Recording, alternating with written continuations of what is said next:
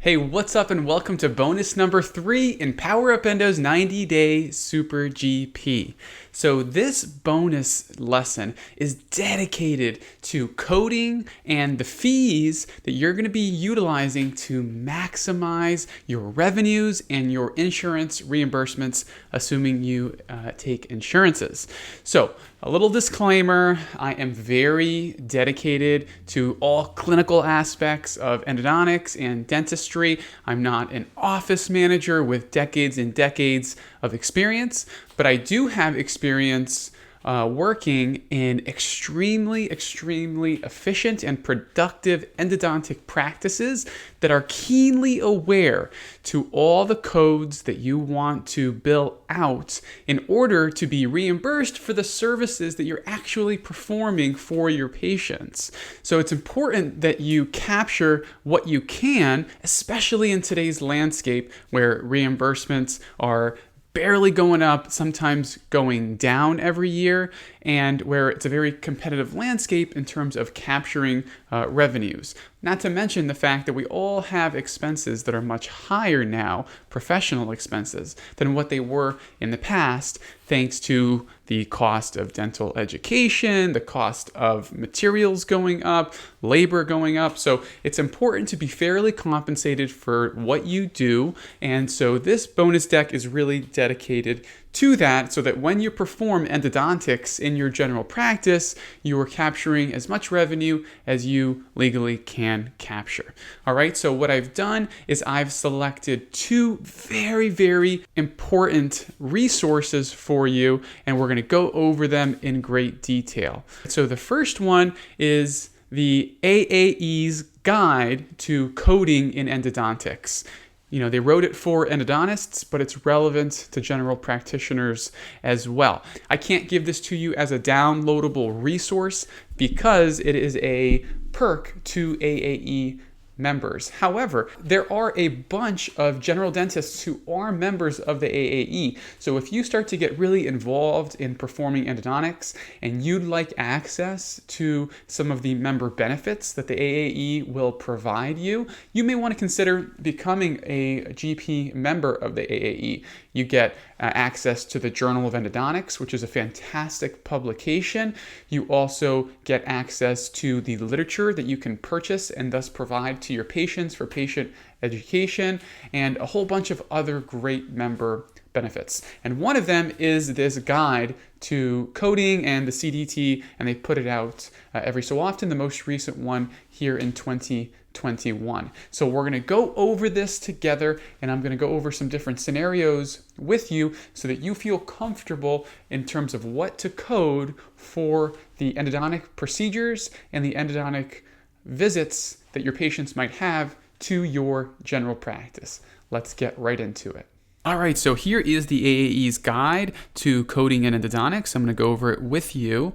So section 1 is all about the various codes in endodontics that you may or may not be utilizing when you code. And then section 2 goes over very specific code scenarios. I think this is actually the most practical section of the document. So let's go through it together. So the first code that you're very likely and will frequently utilize is your 0140, your limited oral examination, and that's going to be your problem-focused exam. So this is the situation where the patient presents to your office with an endodontic problem, and you need to diagnose exactly what the issue is. That's your 0140.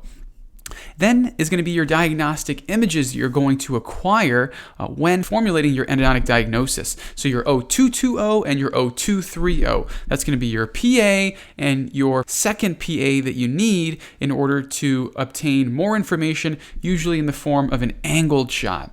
So that's your 0220 and your 0230. And then your other important diagnostic code is going to be your pulp vitality tests, your 0460. You're going to code this pretty much every single time you're formulating a diagnosis. And that's because whether your patient has a vital pulp and you're testing it with your endo ice, thus performing a thermal test, or even if they have a necrotic pulp that's in question, you're still going to thermal test the adjacent teeth to make sure that they have no problems and that your problem is solely with the suspected problem tooth. And even if you have a previously treated tooth, you're still going to perform your pulp vitality test on adjacent teeth to make sure that the problem is in fact that previously treated tooth. All right, so that's going to be your diagnostic codes. Then it's going to be your treatment codes, which are very important. So the first treatment code that I want to go over with you is your pulpal debridement. So your 3221, that's going to be your emergency visit. So if a patient comes to your practice and they're having excruciating pain, you're going to first diagnose their problem and use those codes that I just discussed with you for diagnosis, and then you're going to perform your pulpal debridement. This is assuming, obviously, that you don't perform the root canal treatment to completion in that same emergency visit. So it's going to be your quick emergency visits like I showed you in bonus 1 with your pulpotomies, and it's going to also be your slightly more time-consuming pulpectomies, where you're going to be doing the majority of that first of 2 visits. But remember, this is not intended for the patient that has root canal treatment completed in that same visit. All right, so 3221 pulpal debridement. And then your treatment codes are going to be your endodontic therapies, your 3310, 20, and 30. That's going to be for your anterior, your premolar, and your molar tooth. All right, so I want to go over the code scenarios with you here because it's nice to see the clusters of codes, and that's going to be in section 2. So we'll go over the diagnostic, emergency, and treatment codes.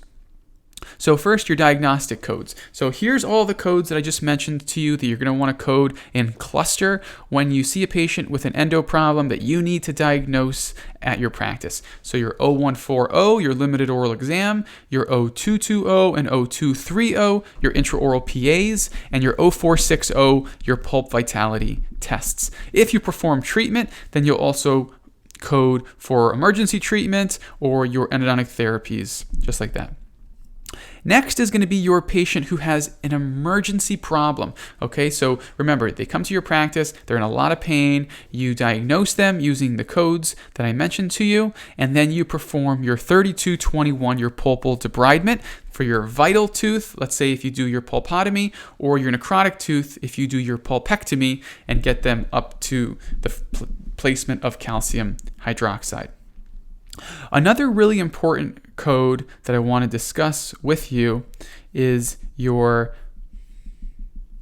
exploratory endodontic treatment. So in the form of your 3332, that's going to be your incomplete endodontic therapy. This is an important code, and it's a controversial code because some endodontists and GPs who perform endo code for this all the time, and some shy away from it because the patients get upset if you code for this. But it's 3332, incomplete endodontic therapy. And the reason that this code is here is because sometimes you are not sure what's going to go on inside of the tooth, but you're investing a considerable amount of chair time to discover that the endodontic treatment is actually not going to be possible. So the most common scenario is the patient has, let's say, a ton of recurrent caries underneath an existing PFM crown, and you can't get a good sense as to whether the tooth is going to be restorable or not, but the tooth requires endodontic treatment. So you decide to invest a significant amount of chair time, it could be 20 minutes or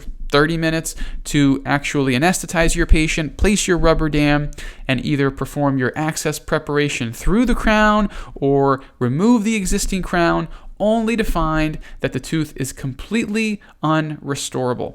Now, you're still going to perform some emergency treatment here, let's say, just to get them out of pain, but you know that the tooth is not a candidate for full root canal treatment. So you're going to want to potentially code 3332, incomplete endodontic therapy. Some insurance companies are not going to pay for this, so you may want to make your patient aware that they're going to be responsible for this if it's denied. But there are situations where, let's say, you don't think the tooth is a good candidate for endo treatment, but your patient wants to try anything that they can in order to save their tooth. You may want to consider letting the patient know that in order to invest in all that chair time to make that discovery, they're going to be responsible for the fees associated with 3332, your incomplete endodontic therapy.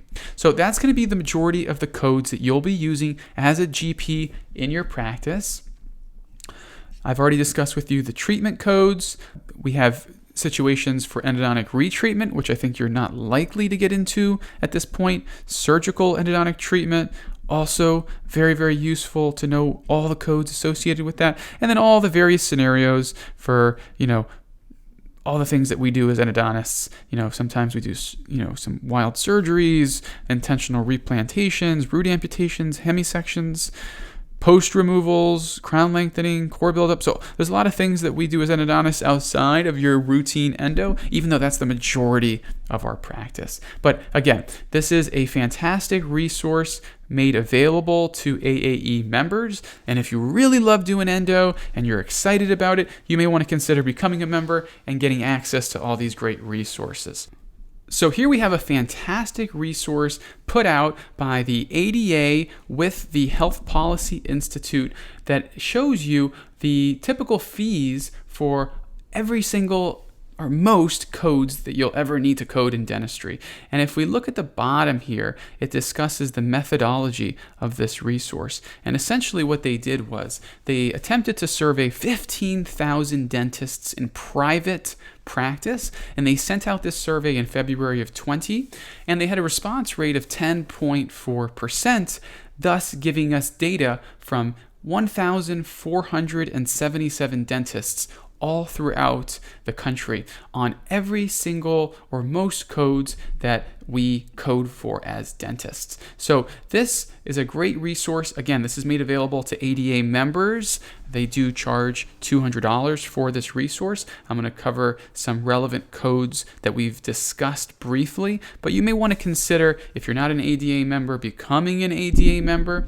And also, even if you don't become an ADA member, you may want to consider investing in downloading this resource for a fairly hefty fee. The first section is all about general practitioner fees. That's here, and that's broken down by one of these regions. That they're actually the regions that the U.S. Census uses to divvy up the data from the entire country. And then we have the data for specialists specifically. Obviously, specialists charge higher fees, not significantly higher, but a fair amount higher, and they get reimbursed more by the insurance companies. So let's go over some of our endodontic codes. So in the first section, we have our national averages. And so you can see here, I've highlighted the codes that I've gone over with you in the AAE coding guide. So we have our 0140 and then our imaging codes here, and that you'll code in cluster. They actually don't include the pulp vitality tests, but most endodontists code anywhere between $50 to $75 for a pulp vitality test, but that's going to be dictated by your region. But if we look at our treatment codes, we can see here, and remember, these are national averages. So we have an average of nearly $800, $917, and $1,100 for your 33, 10, 20, and 30, your endodontic treatment on your anterior, premolar, and molar teeth. And if you're a hotshot dentist in a really high-end area, you'll code pretty close to this 95th percentile. And then I'm going to go over the New England fees. This is actually where I used to practice until not that long ago. I've since moved to Texas. And in New England, Connecticut, Maine, Mass, New Hampshire, Rhode Island, and Vermont, the codes are actually highest there of the three sections or three areas that I'm going to discuss with you. But you have our diagnostic codes. You also have your treatment codes. So a fair amount of revenue here that I want you to take advantage of and incorporate into your schedule. Remember, most general dentists would love for this schedule to be jam-packed with crown and bridge because that's their, high-end bread and butter dentistry. Now, you're very unlikely, although it's possible, to have every single patient in your schedule need crown and bridge, but what if you can fill your schedule with procedures that you feel comfortable and confident in doing that have a similar revenue outcome and reimbursement rate to your crown and bridge procedures? I think that's what endodontic treatments can do for you. So imagine if you filled your day with what is essentially the reimbursement and the revenue of a crown for every single patient encounter, or most of your patients that you encounter throughout the day. That is what I want to see for you so that you can thrive as a super GP. So we have our New England fees, and then we have here our what they call the West South Central Division, and that's going to be where I reside in Texas. And so we have our 0140, your limited oral exam, your imaging, and you have your endodontic treatment. This region actually has the lowest of the reimbursements or fees of the three regions, but that's all right. We don't pay state income tax in the great state of Texas, which is a nice touch. And then finally, we have our Pacific Division, which includes California. So you can see that was the treatment section. Here we have our diagnostic section. So we have our 0140, our intraoral images, and then our endodontic treatment. All right, so again, I wanted to show you this document so you can get a sense as to what the fees are relative to a few regions so that you can set your fees competitively. You have the luxury of having more latitude in setting your fees because you're not really competing with anyone, since these are your patients and they're unlikely to go shopping for another dentist when you're offering to perform endodontic treatment for them, especially if they're a long-standing patient of record, right? So, but I still wanted you to see what these fees are, and if you want all this data, then I would encourage you to either pay the $200 to obtain this document from the ADA or become a member of the ADA and access this document, which is a benefit to ADA members. But it has a lot of information here. It has fees for all types of codes, not just obviously your endodontic codes, but every single code that you're likely to be coding as a general dentist. There you have it, Power Up Endo Nation. These are all the codes that you will be likely utilizing when performing your endo treatment in your general practice. I hope you found this bonus lesson extremely useful. I know I find it extremely useful to review it again, and I know that this is information that is the lifeblood of your practice, right? The revenue dollars that you're going to be bringing in as a operator. So go ahead and review this as much as you'd like and consider becoming members of the AAE and the ADA in order to obtain these resources free of charge as a benefit to its members. And I will see you in the next bonus lesson.